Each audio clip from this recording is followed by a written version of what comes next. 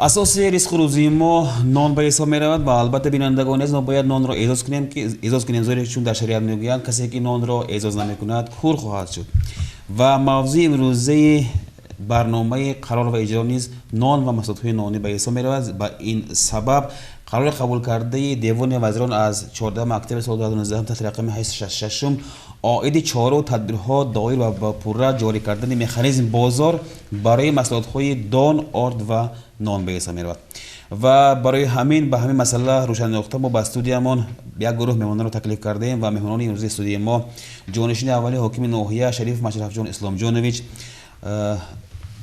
رهبر اداره یعنی دیرکتور سوختان ناحیه احمد جان ابراهیموف، رئیس اینسپکتور دولتی انوسای ناحیه مان فریجان تورابویف، امام خطیب ناحیه واحد خان کمالوف، مدیر شعبه مالیه غنی جان ملنیکوف و جانشین رئیس خزینه نفقه ناحیه مان رحمت جان دیوانه فهمی باشند و شما رو به استودیو خوش آمدید میگیم و مشرف جان اسلام جانویچ اغلگانیگیز دیگه بونگی bizim mavzuyimiz şu Vazirlar Mahkemesi'nin 8-6 qaroriga bag'ishlangan umuman teletomoshabinlarga shu qaror haqida bir fikr bildirsangiz, qaror mazmun mohiyatini aholiga bir tanishtirsangiz, zeroki shu qaror chiqargandan keyin shu tumanimizda ba'zi bir nimalar kelib chiqyapti, tushunmovchilik, un narxi oshibdi, non narxi shuncha o'chdi.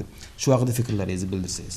Bugun mana studiyada bitta masala ko'tarilgan. U xalqimiz orasida olib borilayotgan mish-mishlarda, har xil gaplarda oldini olish maqsadida shu murojaat bilan chiqyapmiz xalqimizga. Mana yaqinda 2019-yil 14-oktyabr kuni Vazirlar Mahkamasi 866-sonli qarori chiqdi. Bu qarorda asosiy maqsadi negizi nimadan iborat? Birinchi o'rinda shuni tushunib olishimiz kerakki, xalqimiz bizni ya'ni tojik xalqi, o'zbek xalqi, qirg'iz xalqi, qozoq xalqi hammasi bu Osiyo qit'asida non e'zozlangan. Juda ham e'zozlangan, qadrli, chunki dasturxonimizning birinchi qismida non kirib kelgan. Shuning uchun aytamanki, bitta narsaga e'tibor berishimiz kerak. Bu qarorda asl mohiyati ham xuddi shu narsani e'zozlashga qaratilgan. Chunki mana tumanda, So'x tumanida ishlab chiqarilgan non mahsulotlari mana hozirgi kunda bozor narxida hozir olib ko'rsangiz 1,5 ming so'mgacha chiqdi. Lekin xalqimiz bundan norozichilik kayfiyatlari ham uyg'onib qolyapti. Lekin bunga hech qanday e'tiroz yoki haligi mish-mishlarga e'tibor bermaslik kerak. Chunki bu qarorda asl mohiyatida un yetishtirilgan, ya'ni tumanda, respublikamizda yetishtirilgan un mahsulotlarini, don mahsulotlarini hammasini narxini erkinlashtirish, ya'ni buni mustaqil o'ziga qo'yib berish. Ya'ni nonni narxini bugungi kunda bozor iqtisodiyoti sharoitida bozor belgilab beradi. Ya'ni 1 kilo bitta nonni 500 grammlik qolipli non ishlab chiqarish uchun hozirgi kunda bozorlarga borsangiz un yo'q degan masala ko'tarilyapti, lekin un qanday?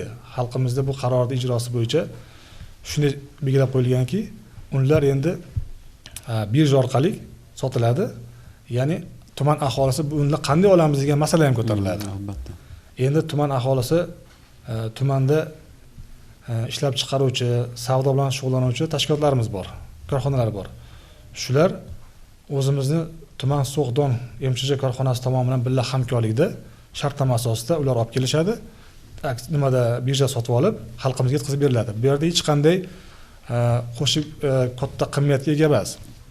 Demoqchi bo'lganimki, xalqimizda bitta narsaga haqiqatan ham, chunki non e'zozlangani hisobiga boshqa narsa narx oshsa unchalik mish-mish bo'lmaydi. Albatta. Lekin nonda narx oshgani hisobiga xalqimizda qandaydir e'tirozlar paydo bo'ladi.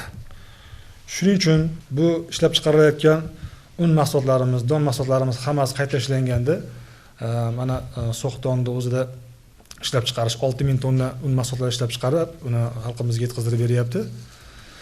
Demoqchi bo'lganimki, bunaqa imkoniyatlar So'x tumani aholisiga yetkazib berishdi. Agar bu So'x tumani respublikamizda juda katta haligi prezidentimiz tomonidan, Vazirlar Mahkamasi tomonidan alohida qarorlar bilan nazoratga olingan tuman hisoblanadi. Hech qanday e'tiroz bo'lmaydi. Endi bitta mana masalan qarorda bitta tomoniga e'tibor bersak, endi 1000 so'mdan olayotgan nonimiz 1,5 ming so'mga chiqib qoldi degan savollar tug'ilib qoladi. Albatta. Endi bunga qanday qilamiz? Mani mablag'im yetmaydi. Men kam ta'minlangan oilaman degan savollar ham bor. Shunga prezidentimiz tomonidan, ya'ni Vazirlar Mahkamasi qarorida belgilab qo'yildiki, kam ta'minlangan, nogironligi bor, boquvchisini yo'qotgan, nafaqa olayotganlarga undan oldingi jarayonda 18 mingdan 22 mingdan to'lab keladigan bo'lsak, bir xilda qilib kompensatsiya pulini 50 ming so'mdan qilib belgilab qo'yildi. Buni hali tuman pensiya jamg'armasining o'rinbosari o'zi murojaat masalasida ko'tarib tushuntirib beradilar. Demoqchi bo'lganimki, xalqimizga qanday bo'lsa hammasiga sharoit yaratib berilmoqda. Endi bu qarorda yana bitta muzur mohiyyatlari borki, nonda narxi haqiqatan ham bu nonda narxini oshishi isrofgarchilikni oldini oladi. Albatta. Birinchi o'rinda. Bu nonda narxini tabiiy, sun'iy ravishda oshirib olish emas, bu ishlab chiqarishda o'zi tan narxi shunga bor ekani hisobiga oshyapti. Albatta hech qanday qo'shib yozish yoki qo'shib ada qilishlar yo'q bu yerda. Hattoki nonni e'zozlangan paytda bir esingizda bo'lsa, bir eski oldingi davrlarda ham musorxonalarda, axlatxonalarda non tashlagan holatlar ham kuzatilgan. Ko'rganmiz. Shuni hozirgi kunda mana uni haqiqatan ham chorvachilikda ishlatib, ya'ni nonni ishlab chiqarilgan nonni chorva hayvonlarga bergan paytlar ham bo'lingan. Bu bizda nonni e'zozlanishi, bu eski ota-bobolarimiz davridan ham haqiqatan ham non e'zozlanib kelingan. Dasturxonimiz ko'rki hisoblanadi. Shuning uchun xalqimizdan men bitta narsani so'rardimki, nonni narxi oshishi bu hech qanday bu siyosiy katta jarayon emas. Hozir mana respublikamizda boshqa qo'shni davlatlarda non narxi qancha oshganligini guvohi bo'lasizlar. Haqiqatan ham bizda hozir 1,5 ming so'm, 1450 so'm atrofida non sotilayotgan bo'lsa, bu juda ham yaxshi holatda sotilmoqda. Bizning davlatimizda, O'zbekiston Respublikasida xalqimizda, ya'ni xalqimizda fuqarolarning manfaatlari juda katta yuksak ko'tariladi. Chunki xalq bor, davlat bor. Shuning uchun aytmoqchi bo'lganimki, bu yerda nonlarimizda narxi hech qachon sun'iy ravishda oshirilmaydi. Albatta. Murojaatda ham shu narsalar ko'tarilgan, haqiqatan ham ishlab chiqarish tan narxini hisobiga o'sha korxonani ishlab chiqarilgan mahsulotini, elektr energiyasi, sarf xarajati, unga to'langan solig'i hammasi hisobiga olganda tan narxi shunga yetib boryapti. O'shaning uchun 1450 so'm, 1500 so'mlik nonlar juda yaxshi hisoblanadi hozirgi kunda. Binodagon aziz, suhbatim davom etadi va Mo'ru Meorem va Sarvari inspeksiya davlat yanosuv nohiya Faridjon To'raboyev mana Faridjon alakay qarori 866 devoni vazirlar qabul qilishi darborai ba narxi bozor froxtani mahsulotlar don va ort. Umuman در نوحیه‌مون دکان‌هایی که دکان‌های سودا عموما سبیه تدارکاری که به همین فروش دون و نان مشغول میشوند چقدر رو تشکیل میکنن و امروز وضع همین حالت در همین کارخانه‌ها چقدر است؟ مرحمت. رحمت. اول السلام علیکم. همدیران عزیز. من تو وزیر محکمه قرار رشمونه 866 قرار شونه در نوحه مو 1 کیلوگرم ارد 1750 سم. یعنی یک جول اردمو وزن 45 کیلوگرم 78750 سم فروخته شده بود. موافق قرار وزیر محکمه حاضر ochiq ya'ni narxi birja kadi xohidagi tadbirkor az birja xaridkarda dar xususiy do'kon uchun froxtan va ruxsat dode shud. Chanta umuman do'kon va ruxsat. Hozir dar nohey mo 6 ta korxona xalib ya'ni qolipli non mevalardagi hayat berg'azinho dar har yak mahallaho 3 ta 4 ta ayniqsa در مرکز نوحیه بسیارتر دکان‌های خصوصی هایی که آنها محصولات ارد رو به ملال از بیرجا گرفته فروخته میشه. حاضر معلومات چون در بیرجا 1 کیلوگرم ارد 2210 سم 2260 سم به بازی کرده شده است. یک خیل نه چون یعنی هر خیل نه ما از همین قرار ما وظیفه های بسیار وابسته شدگی ما هر یک دکان های شخصی و هر یک نان استحصال میکنه قالب نان استحصال میکنه خصوصی کارخانه ها و خودمون وکلامون بسته موندگیم نظارت میکنیم سنی روشته نرخ زیاد کردنش به هیچ وقت راه نمیدیم. عموما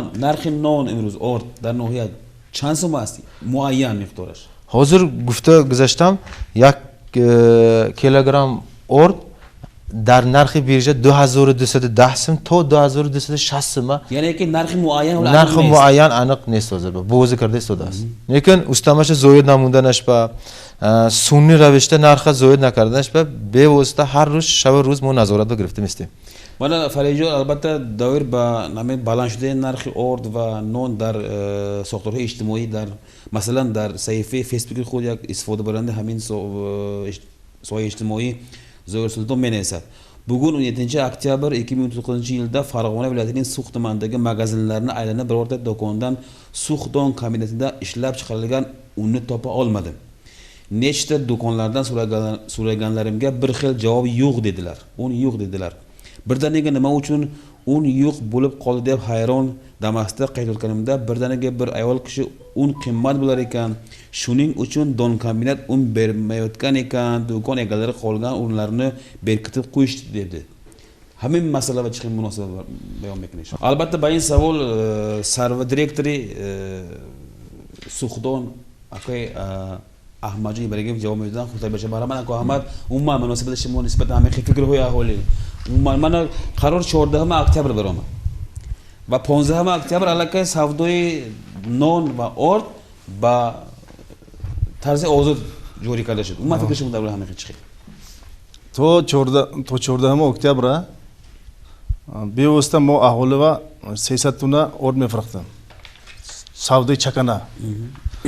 300 تونه اهالی میفروختم. 60 تونه برای استحصال کنندگان وای قالبli non bulka خیلی 60 tane هم میفروختم 8 tane birjanda برای قندولاچilik حالا переработка میگیم از qayta ishlash برای تامینات اجتماعی 6 tane میفروختم جمعش 378 tane fond میدادم و میفروختم hozir همون چیزا اختیار ما گرفته savdoy ozod mundagi va qat'iy nazar non ishlab chiqaruvchimi yo aholi va savdoy chakanavami hamasha hamon va ixtiyor mo girifta savdoy birja mundagi narxi ozod kuta e'lon karda savdoy birja mundagi baroy havay mo agar orda hamon vaqt misol imroz savdo muni pago yo pagoy degash ba xaridor میخرد وای تو هم birja xidaja qo'ydi qonunlashay pul mezanat hujjat meshad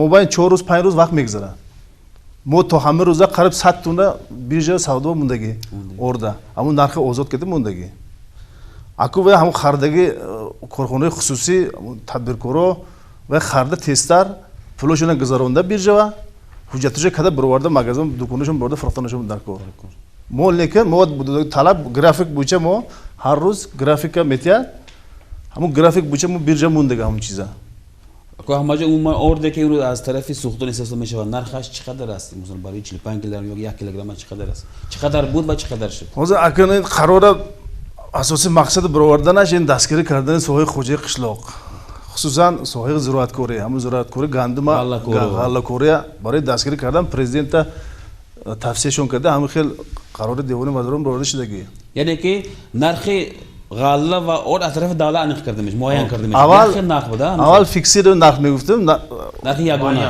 muayyan narx munda medod davlat monopoliya davlatini bidaga avval bu xo tanarxi mahsulotlar bisyor shavadam kam shavadam avun narx burmada nametonsin misol ishlab amun xalebchova nonchova 1400 medodim shartnoma bevosta shartnoma qada 1400 medodim aholi va 1750 medodim xudamo یک جول اردمو 70750 سوم بود معین کردیم همون وقت ما از این نرخ برآمده نمیتونستیم حالا بعد همون قرار برآمده هم نرخ گندم هم نرخ ارد سودای آزاد موندگی موافق قرار همین 866 یک کیلوگرم نرخ گندم 1300 سوم شدگی با 1300 سوم ما گرفته نمیتونم ما خودمو همه سوختونمو رفته اقوقا طلبات مویا گندم خودمو خونه که نمیتوند ده البته 1300 میگیرم بولاش با 13%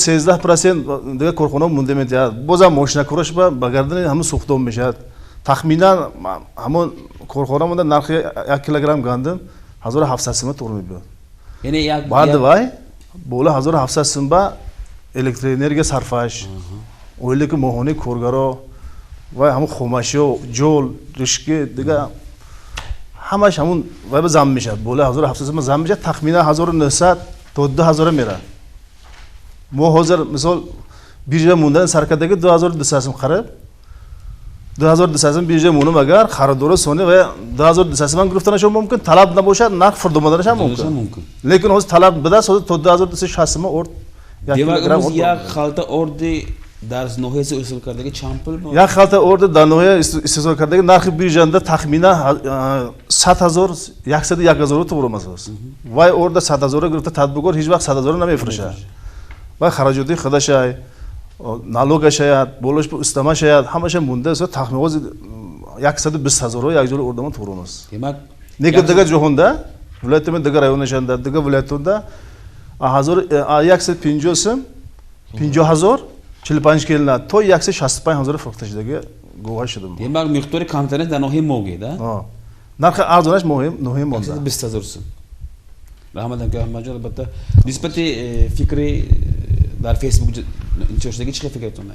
برای چی یک روز در ناحیه ما ارد پیدا نشد؟ همون ما وای اومد که توپشرق اومد اتوشکا تو 14 اکتبر ارد فروختگی باشد وقتینچه داشته شد. یعنی اساسناک بود نه؟ ها اساسناک بود برای که همون بیرجا گذاشت همه چیز بیرجا گذاشته تو یک کاغذ قلم کردن وقت میگذرد حاضر فهمونده گذاشتم ما اولنگی بیرجا ضعیفکه میتیم استاد که امبورنگی ما انق میکنیم заявка метием сони харидори товай ба бижа рафта иштирок карда хариданаш дуруст ба камиш дуруст 3 рӯз вақт мегзара тахминан 5 рӯз боз орд буромасагиш набуд дина лекин 10 туна 15 туна орда бирвардан марказан фурӯхтам магазини ани акумашин фанда имрӯз бозам 10 туна дига додам салимҷон бирвар ва мефурӯшад ҳамаш озбашки дига дар ҳар 100 туна озу бирҷа савдо мундаги мо амборамуда орд ҳаят ҷои метастагиш камбуда намешад агар як тартиби ғалтдан бас сони дукунҳо тақсим шудан бас худо хоҳад нақд мешад. Мана ҳозир Фариҷон гуфтан ки нарх ҳар хела гуфта нарх кам ё паст шудаш мумкин нест дар акай шароити иқтисоди бозоргонӣ мегӯем ин шароитда талаби бозор ҳама хел маҳсулот ба талаб шавад нарх бардошташ рафтан мегирад талаб камтар шавад нарх паст мешавад агар талаб кам шавад мо нархи бирҷанги мо паст мешавад харидори ҳам харида оlangi natsenкашон проценташон камтар буда кам шуданаш ҳам мумкин 120 сом зиёд накардан ба ҳаракат мекунем мо албатта ёрдами мана налог кати ёрдами мана ҳокимият кати ҳаракат мекунем ки нарх ҳама 120 як савол табиӣ пайдо шуда акои Аҳмадҷон албатта ҳамин саволи худтон ҷавоб додед демак аз 2200 сом дига нархи орд дар асоси нархи бозор яъне озод зиёд намешада ё зиёд шудаш мумкин зиёд шудаш мумкин мо ҳозир 2189 соми заявка додаги мо биржава ҳеҷ ки 2189 соми нахарид чунки ки талабгор бисёр шуд харидор зам мекунад аз 2130 сом то 2160 соми харидор пайдо биромад дига ҷоҳонда орди масалан Бағдод 2700 сом Қуқан 2800 сом биромад ман мегуфтам ки нархи ҳама арзон дар ноҳияи мо як халта ордамо 120 дорс. Раҳмат. Ман акои Аҳмадҷон дар онҷа барои маълумот дар ҳаминҷо расонданиям дар қарор ҳамихел ҳастае ки қарорда ҷори йил 15 октябрдан бошлаб давлатning un va qolipli non ishlab chiqaruvchilar faoliyatiga aralashuvga to'liq chek qo'yish belgilandi. Bu qaror qaysidir ma'noda tarixiy qarordir. Ta'kidlab o'tish lozimki bizga qo'shni bo'lgan Qozog'istonda, Tojikistonda va Qirg'izistonda don, un va non mahsulotlarining narxi bundan 20 yil oldin erkinlashtirilgan. Ya'ni in qaror bu ya'ni qaror tarixiy bo'lganish az hamma chiz ma'lum. Albatta. Barոи misol bugungi kunda 1 kilogramm birinchi navli un Qozog'istonda 2900 so'm, Qirg'izistonda 3900 so'm va Tojikistonda 4300 so'mgacha sotilmoqda. Shuningdek, qo'shni mamlakatlarda qolipli nonning donasi 2200 so'mdan 4700 so'mgacha sotilmoqda. Demak, bu qarorda ham endi nimaga ta'siri borki, qo'shni davlatlarda narx oshgan bizda narx past bo'lganligi bizni ishlab chiqargan tovarimiz chetga chiqib ketmasin degan maqsadda ham bu chiqargan qaror shunday bo'lsa kerak. Binobarin dar hamin qaror hamin jumlaga omada davlat xarajatlarining oshishiga olib keluvchi keyingi sabab un va non mahsulotlari narxlari erkinlashtirish natijasida aholining ehtiyojmand qatlamlarining yuzaga keladigan qo'shimcha xarajatlarini qoplashga beriladigan pul kompensatsiyasi miqdorining oshirilishidir. Va Rumiyari binandago'zi ba mudiri sho'bai nohiya Ma'g'anjon ملیکوف غالجو میخواست درباره همین مقداری کامپنساسیون عموما کامپنساسیون برای چی داده میشود مقدارش چقدر بود درباره هم ببینندگان کمتر معلومات 18 سپتامبر 2018 سال 731 قرار وزیر محکمه برآمده دعوی همون کامپنساسیون مقدارش این کم اویلگش حقانه برابره یعنی 22300 belgilanmış کرده شده حضور یکم با شرافت همین نرخ ارد و قلوبل نون دیگر شدنش یعنی 14 اکتبر 2019 سال 866 قرار وزیر محکمه کرده از ماه اکتبر سر کرده با همون شخصانی که مودی اردم او خود میگرن 50,000 belgilanmış کرده شد برای از این پیشتر قرارنده پاسوبیا گرندگان و یعنی منتظر و 927 پاسوبیا میگرفتگی ایلوه همون 927 اهولو فقراها کامپنساسیون دانه شد از این بعد از آن قرار نبرآمدن با همین ایلوهایی که همون 927 تا 14 ساله پاسوبیا میگیرن با این هم کامپنساسیون یعنی 50,000 سوم داده میشه برای که ما این تو قرار برآمدن پاسوبیا خود مدیر ما همیشه مولالشترمش شده دادم برای همین ما از ماه دیگه یعنی تا 15 نوامبر 2019 ساله برای پاسوبیا و مدیر او خود مدیر دام گرندگان 77,000 سوم برای پاسوبیا یعنی هم تو 14 ساله از محله نفقه میگرفتگو برای همون 927 فقرا 100,000 تامین کرده داده میشن بعد از این در ماه دکامبر هم قطور های 50,000 هر ماه میتیم تامین کرده میشه رحمت جان عموما دادن کامپنساسیون با کیگو معین کرده شدگی با چند نفر نفقه خورو امروز کامپنساسیون داده میشد و چند نفر کامپنساسیون میگیرن با میفهمونید که تمام اهل کامپنساسیون میگیرن که فقط معلوم مقدار دادم درباره همین کانتر فکرشون وزیر محکمه قرارشون کرده 2018 سپتامبر 731 قرار برآمدگی نون قصاب قیمت شده کامپنساسیون جوری شده برینچ اکتبر دن یکم اکتبر تا حاضر که belgilanganش این کمی شرکت 10% دادم یعنی 22,300 دادم مثلا وزیر محکمه 2019 14 اکتبر قرارش بستن اکتبر معاشنده 50,000 تصدیق کرده شد 50,000 تصدیق کرده شد هر سبب موضوع بالانس ویدامیس کرده 50,000 کی ها میتونید که سوالاتون با خودشونی خودکان فقراها هر یک فرزندش با میتیم مثلا یک تا بچه باشد یک تا دو تا و میتیم لازم 50,000 سوم میتونید دو تا بچه 100,000 سوم میتیم یک چه 50,000 داده میشد یعنی در قطار ما بازم یکم گروه بالا لیگدن نوگرام میشد دیگه گروه بالا لیگدن نوگرام تو 16 ساله نوگرام باشگاهشون باشد هوای هوا کامپنساسیون داده میشه نفقه خورو میگیرن هر یک فقراها همش به دادن میشه پنسیونرها از استاجش نمیرسیدگو استاجی که ایگا بولماگام دیگه استاجش به نمیرسیدگو فقراها اما اکتبر داده میشه سوال دادگان سببش همین که تمام همین نفقه خورو پیدا سوال پیدا شده ممکنه که من با میدادو شد نمی هر یک فقراها دادن میشه سوخ مونده 7,852 تا پنسیونر باشد همین استاجش به نمیرسیدگو هوا یکم گروه گفتم دیگه گروه تو 16 ساله نوگرام باشگاهو باشد هوای هوا داده میشه یعنی نوگرام ها و اونهایی که استاج کورشون نمیرسد belgilangan استاج به نمیرسد استاج طول بومگان هوا داده میشه دوله محترم البته ما شما رو به استودیو بسیار دعوت نکردیم چون که موضوع امروزی ما نان و محصولات نانی و البته در زمینه این قدر نان میخوابه ولی امروز ما بسیار میشنویم با چشم ما میبینیم که بسیار آدمان به قدر نان نمیرسن و حتی بعضی انسان ها سکان محله های نوحیه‌مون نان قالبی رو یعنی خلیب رو از مغازین خریده با مال خود میدن یعنی برای چی میگن بانی کردن مال استفاده برن عموما در شریعت برای همین آدمان چگونه حالت خوی جزا مقرر شده است عموما درباره همین چیز از نقطه نظری دین کمتر معلومات بدید مرحبا این اصلش سوال نه اصلش یک طلب گویده میشد آن چیزی که پروردگار برای انسانیت نعمت کرده داد همه نعمت ها را یک خیلی قدر کردن لازم است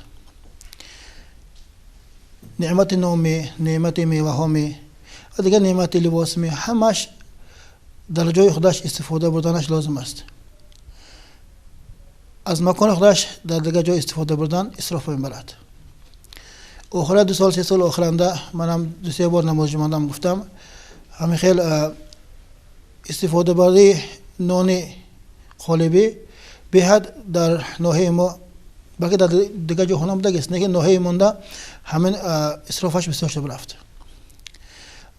با مقصد تناول برای دیگر چیزا با دیگر مقصدها استفاده برده در مابین همین خیلی حال به غلطه موندم میوه هم باشد نان هم باشد قدر خداشنده در جای خواهش استادگری البته نعمت خواهش برستگی میشدیم